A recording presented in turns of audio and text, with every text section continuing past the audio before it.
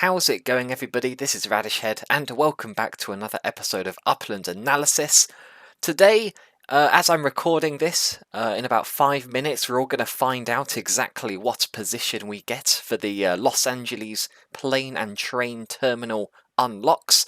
So within the next couple of days, people are going to be able to buy plane and train terminals, and then eventually we'll be able to move to Los Angeles in order to get ready for the city unlocking next week, and that is Thursday the 27th at 8 AM Pacific time is the opening for that. So over the next few days there's going to be quite a lot of Los Angeles content on the channel, so feel free to subscribe if you are interested in that. I'm going to have collection predictions, I'm going to have strategies, and the first Los Angeles video that I'm going to put out is all about how to actually get there, what the best route is and how much that's going to cost. That'll be tomorrow, so keep an eye out for that if you want to get to Los Angeles in time for the city release next week.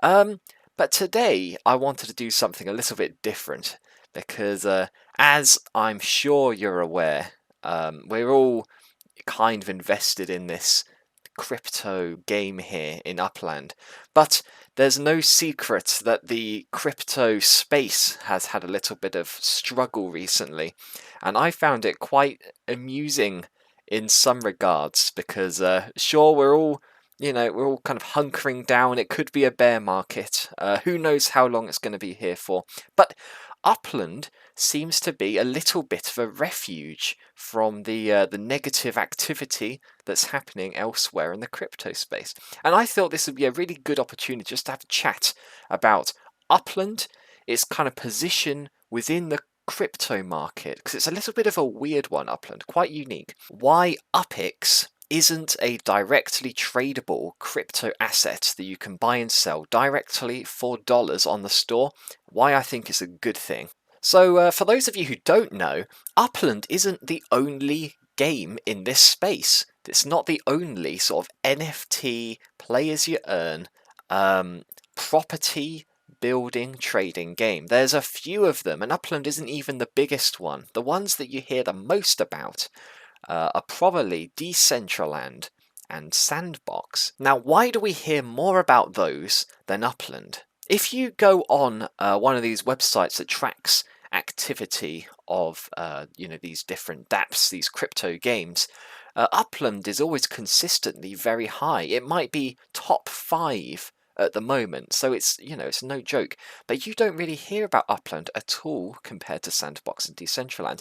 And I think the reason for that is UPX, the in-game currency for Upland, is not directly tradable for dollars. You can only use it to buy properties, which you can then sell for dollars, or you can buy block explorers, which you can sell for dollars, etc., etc.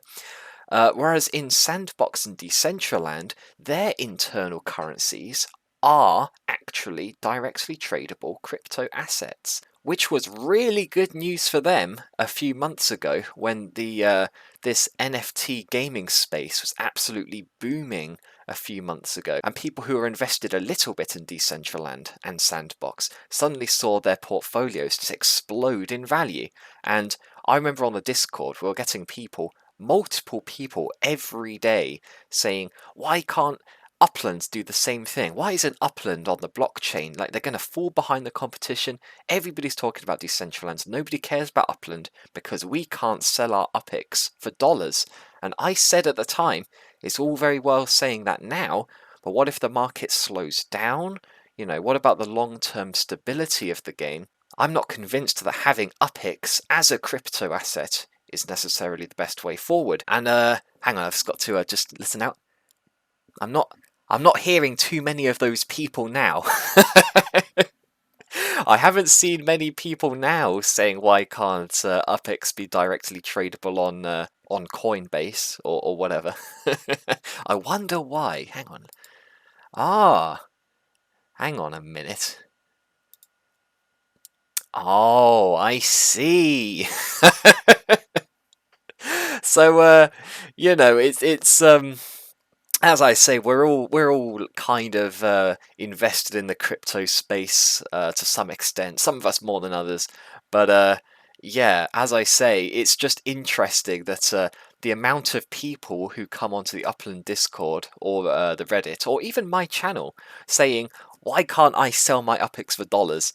Uh, the number of people who say that seems to directly correlate with this graph here, which I find really amusing. So, yeah, it's look at them. The graphs are like exactly the same. I mean, the entire crypto space is exactly the same. But I'll tell you what isn't the same as this. The Upland activity graph and the prices of properties in Upland. It has become a refuge for people. And in fact, I think when LA comes out, I think Upland is going to see new highs in terms of trading activity, um, players in the game, just general hype, and it's really, really good for the long-term stability of Upland. If UPX was a directly tradable crypto asset, it's no longer 1,000 UPX for $1. All of the rules go out the window. It's you can now put your UPX on the market, buy and sell it, and just go wild. Well, if times are good, that's great. You know, my daily yields are suddenly worth a lot more than they were. But if the price goes down, that's not so exciting. And actually, I believe there are disadvantages to having UPX as a crypto asset, both if the price is high and if it's low. I genuinely feel that by having UPX be its own kind of stable coin, pegged to the dollar mostly, I think that is good in both situations. Because if you think about it, if, let's say, UPX wasn't tied to the dollar at all, and actually 1,000 UPX blew up overnight, and actually 1,000 UPX was worth $10. That's suddenly an extremely high barrier to entry for new players. So all of these properties that people were minting for like 5,000 UPX, that used to be $5, now it's $50. Like, okay, that's a pretty extreme move, but look at these graphs. Like, people who were buying property at the equivalent of like 76 cents, a few weeks later, it was over $8. So that is a 10 times movement. So that's not even that much of an exaggeration. That's the equivalent of me buying a Chicago property for 5,000 UPX and suddenly it's worth $50 at the absolute peak. That isn't sustainable. That's going to scare new people away because they're going to go in and they're going to say, you know, if this was Upland, they'd be saying, I've missed it. I've missed the boat. I'm not paying these guys $50 for something which I could have got for $5 a few weeks ago. It's just not going to happen. And we already have people who are, you know, understandably upset. They come into the game, they don't have to pay anything. They get, you know, 4,000 to 6,000 UPX, depending on whether they used a like a sponsored link or whatever. And at the moment, you need to probably put in about $5 to actually afford a property in Upland, which isn't good. And I'm hoping that Los Angeles is going to fix that problem to some extent. But that causes enough problems on its own. They're saying, why can't I get a property for free? You know, other people manage to get a property for free. Can you imagine how bad it would be if it cost like $20, $30 to get a property because the value of UPX is just wildly fluctuating? People are going to come in, they're going to go, well, I'm not paying $30 to get a property in Upland, I'm just going to go elsewhere. And I think that's exactly what would happen if UPX was a crypto asset, and I think we are seeing that in games like Sandbox and Decentraland. I don't think for the long-term creation of a big player base, I think it's best what Upland have done in terms of making UPX a stable currency that you can rely on. In December of 2021, we just hit 111,000 unique property owners. Recently, just a couple of weeks into January, so like 1 month later, we've gone from 100,000 to 200,000 unique property owners. That kind of growth, in my opinion, is only possible where people have a little bit of confidence in the long-term stability of the currency that they're using inside the game. People think that they want some kind of insane going to the moon you know, day trading currency inside their game. There is some appeal to that, but it's risky, And I think for the mass market, which is exactly what Upland wants to do, we've got the app. You can get it on the App Store. It's nice and stable. It's linked to the real world. All of it, I think, is really appealing to a mass market. And I genuinely think that other games in the same sphere are going to struggle with that, specifically because of this crypto asset issue, is what I'm going to call it. Also, if the price of UPX is too high or it fluctuates too wildly, I think it actually just changes the way that people play the game entirely. Suddenly, the focus of the game isn't about these awesome communities that people are building. You know, like what people are doing in Mosswood in Oakland. It's not about people coming together and buying up the floor and building lots of properties and setting up Discord groups and all of that. It's no longer about the property trading. It suddenly would become about UPX trading and the speculation on the crypto asset inside the game. Look at the Decentraland subreddit, right? Now, I know, you know, subreddits aren't the absolute greatest gauge of activity, but look at this. This is Decentraland. The currency for Decentraland is mana. And let's see what people are talking about. Are they talking about, you know, building up neighborhoods in that thing and building up their NFTs in their houses?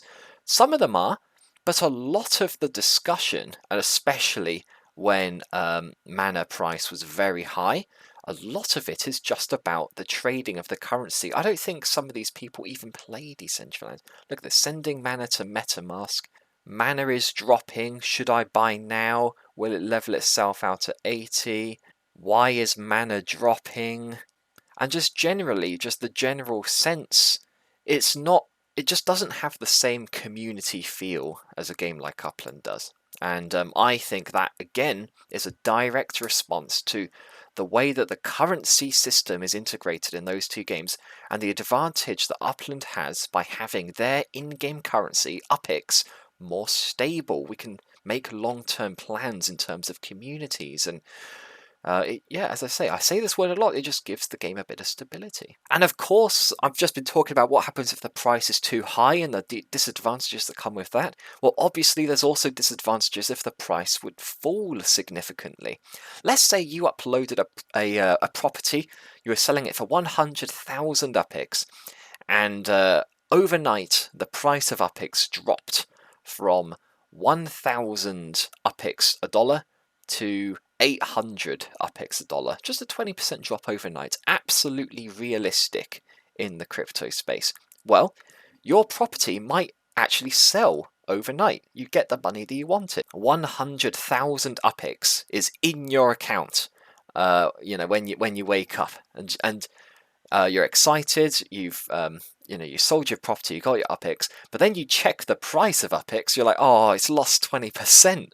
So that I think I rather would have had the property. So it actually gives a really weird interaction in terms of if the price shifts dramatically, some people might end up losing out, even though they sold their property for the amount of in-game currency that they wanted. Suddenly the real world value of that cryptocurrency that they just sold it for has changed so much they'd rather have just kept the property in the first place. And those kind of shifts can happen while you're asleep. I mean, let's think about the worst case scenario. What if it was a particularly wild night and the price dropped by 20%, your property sold, you got your 100,000 UPX, and then the property's shot right back up again? Well, suddenly you've lost your property, and you're priced out of buying it back in because your in-game currency is tied to a crypto asset and it's not nice and stable like UPX. So I think I've kind of made my point. It's something which has been kind of bothering me for a while, is a lot of people in the crypto space have just been like neglecting Upland because they think, oh, it's not like a real crypto game because UPX isn't a crypto asset.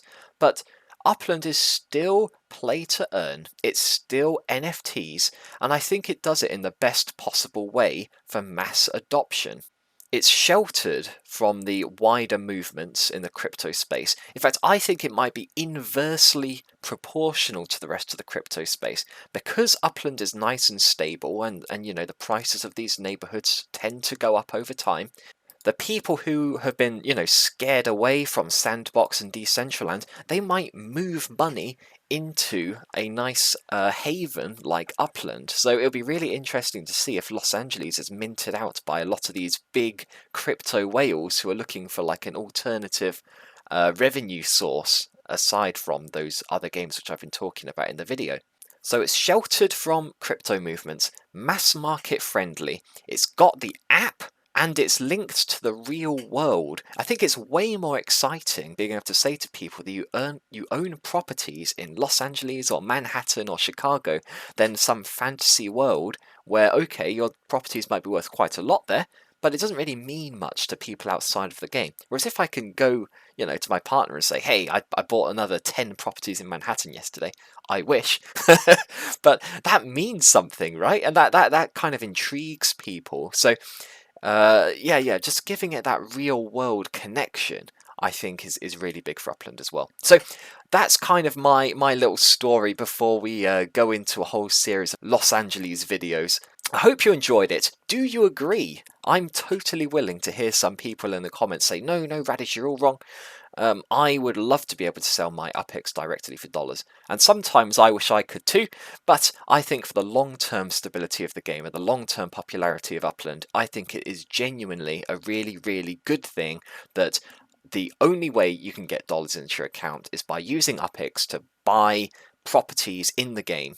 And then the gameplay becomes about the properties and not about the currency itself. And for me, that is really cool. And that is the reason that I've picked Upland over some of the other competitors in the space. So let me know what you think. If you liked the video, please give it a like because it really, really does help. And if you want to see similar content to this in the future, please give me a subscribe as well. But until next time, I'll see you then.